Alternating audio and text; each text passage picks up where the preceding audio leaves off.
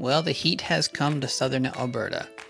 After never making it above 30 degrees Celsius, we are now in a week well over 30 degrees Celsius. This is going to be tough on nearly every crop as it's right at flowering time, or early seed fill. In the case of potatoes, the first set has been made and they're deciding how much to keep of their second set. Hopefully they'll keep them and get bulking.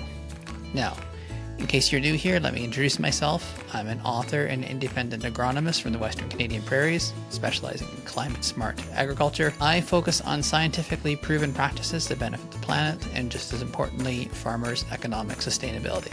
So be sure to visit my website, www.plantstaksoil.com, to learn about my book, Practical Regeneration, and for the services that I offer for farmers and agribusiness. Now, this episode is my Realistic Regen Ag newsletter episode, and in it I go through a small number of articles that I think are really important from the last month that I saw, and I give a little business highlight, and that is the episode. So let's get into this. So my business highlight is my book. This is a time kind of before harvest begins. There might be a little bit of a time to relax and slow down. You might be looking for some light summer reading. And for anyone in the prairies and BC, UFA has a free shipping promotion. So it's on until July 23rd. For anyone else in Canada, if you just get a hold of me through my website, I can ship it to you for that same price. Go to my website. You'll see the buying options for my book. There'll also be a link in the podcast episode, and you can see the UFA link, and you can see other ways to buy from me. So the first article that I think is interesting is my own episode from last month called The Fit for Cover Crops. Cover crops aren't required in every situation, and it's a key theme throughout my book. In this episode of my podcast, I go through the development of no-till and how it can give us some clues on how to think through where cover crops may work best. Now, the first article that I have is called Virtual Fence Provides Cattle Management Options. Now, the biggest limitation of multi-paddock grazing is the labor and the fencing. So in the flat prairies, I hadn't thought of another limitation, which are trees and hills. So this is an interesting story about a family farm trying out virtual fencing in Ontario. Now, before you think that the virtual fence is finally going to allow you to integrate cattle onto your farm, think again. There's another article called Including Cattle on Cropland Didn't Help Soil Health.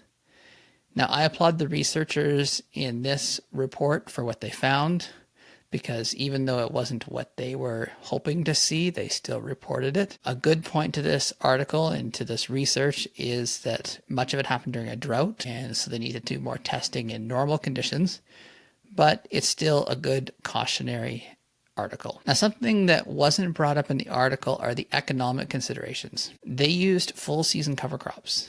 These will have the best chance of showing soil health improvements due to the longer growing period in biomass. However, taking a field out of production for a year, or two in this case, puts a lot of pressure on the cattle grazing to pay. Now, from my discussions with producers, it's hard to make cattle pay on annual forages, unless the land is only suitable for grazing, and this is a break year. Now to the title of this episode, or where the title was inspired from. It's called Climate Change Adaptation Urged. So instead of rushing into mitigation, let's adapt first. So instead of trying to do things on the farm to lower CO2 levels, why not take advantage of the higher CO2 levels?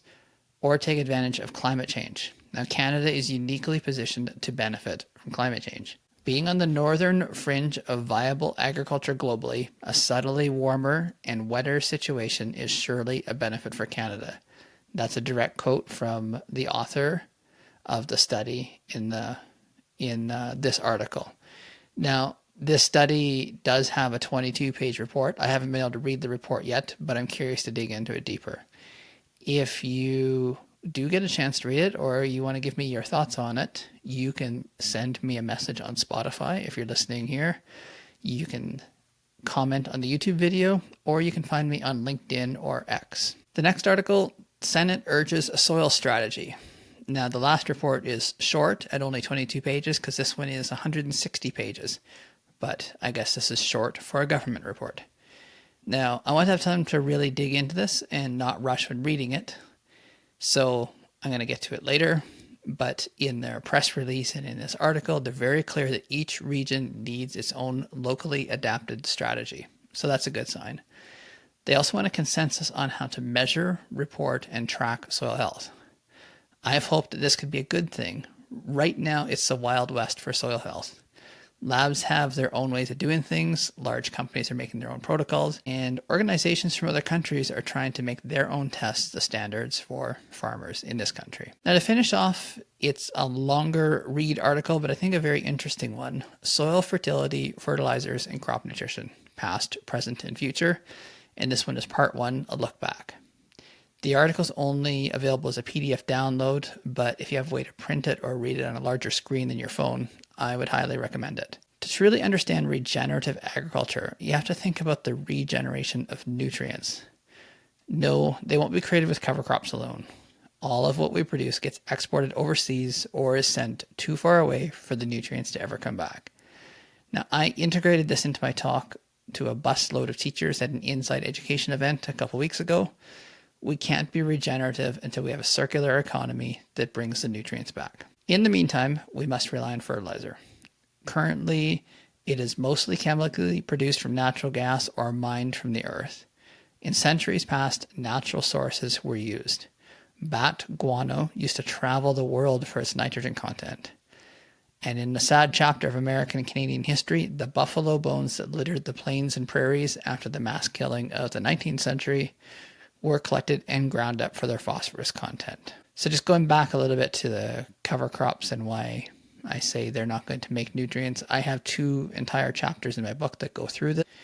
So I'd encourage you to check that out. Don't forget that there is the free shipping this week and into next week. So if you're on the fence, it's a great time to pick it up. And circling back a little bit to the Inside Education event, I did mention last month I tried to post some pictures.